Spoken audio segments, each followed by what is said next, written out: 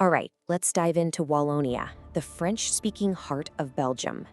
It's a region with a pretty amazing story. We're talking coal, castles, and this incredible resilience that honestly is key to understanding modern Belgium itself.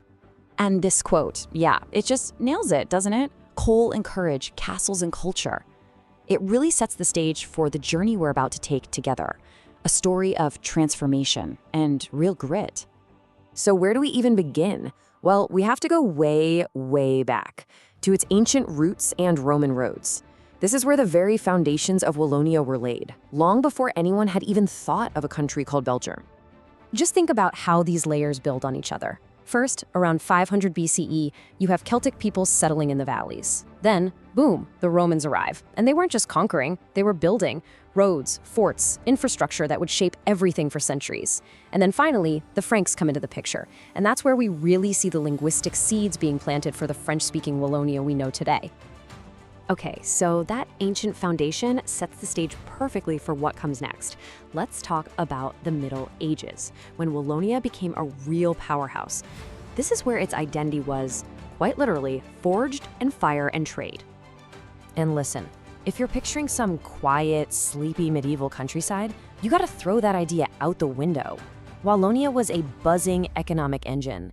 We're talking advanced iron forging, early coal mining, amazing glasswork. Cities like Liège and Namur were the absolute hubs. This region was a serious player in Europe. And right in the middle of all this, you get this really fascinating, kind of unique political setup, the Prince-Bishops of Liège. I mean, just think about that name. They were both spiritual leaders, bishops, and political rulers, princes. This combination of church and state power turned Liège into this incredibly vibrant and fiercely independent capital. Now, even with all this going on, Wallonia was often caught up in the drama of bigger European empires. It came under Burgundian rule, then Spanish rule. But, and this is so important, even with foreign rulers, the Wallon people held on tight to their own identity, an identity built on hard work and on community. This is really the first big glimpse we get of that resilience that defines their whole story. All right, let's fast forward a bit. We're heading into the era that would completely redefine Wallonia. Forged in industry. This is where we see how the stuff under their feet, the coal, the iron, would go on to power a revolution across all of Europe. And check this out, because this fact is genuinely mind-blowing. Wallonia was the second place on the entire planet, right after Great Britain, to have a full-blown industrial revolution. Not just in Europe, in the world. That's huge. So how did it happen?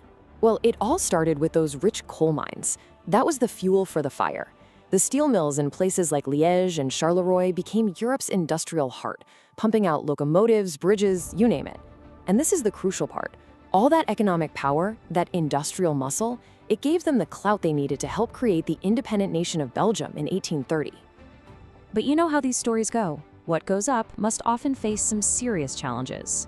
And that brings us to the next chapter, challenge and transformation.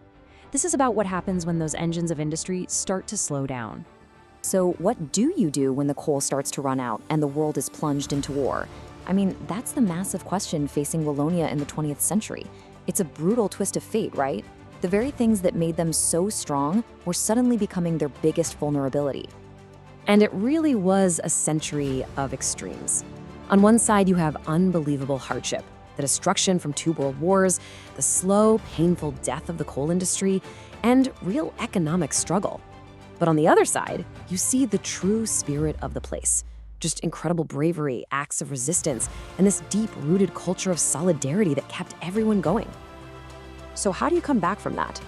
Well, it wasn't an overnight fix. It was a step-by-step reinvention. First, rebuilding after the wars. Then, a really smart move to diversify the economy so they weren't just relying on heavy industry. And that journey continues today, by embracing tech, research, and new fields like green energy and tourism.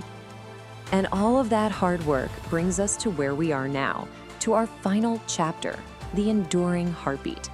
Let's take a look at the Wallonia of today, a place that's a living product of this incredible history. What's really cool about Wallonia today is this perfect mix of old and new. You've got that famous, warm, welcoming spirit at their festivals. You can feel the history in the air around the castles and abbeys. But right alongside that, you have cutting-edge innovation in technology and green energy. And, of course, those gorgeous Ardennes landscapes, they're just timeless. It's a place where the past isn't just a memory, it's part of everyday life. And this final thought just wraps it all up so beautifully. From Roman roads to steel factories, from ancient chants to modern songs, Wallonia has carried Belgium's heartbeat for centuries. It just connects everything we've talked about, doesn't it? From the very beginning right up to today. So that leaves us with a question to think about. What kinds of stories are written by resilience? The story of Wallonia gives us one heck of an answer. It shows us how a place's identity is shaped not just by the good times, but by its incredible ability to get back up, adapt, and keep moving forward. Thanks so much for joining me for this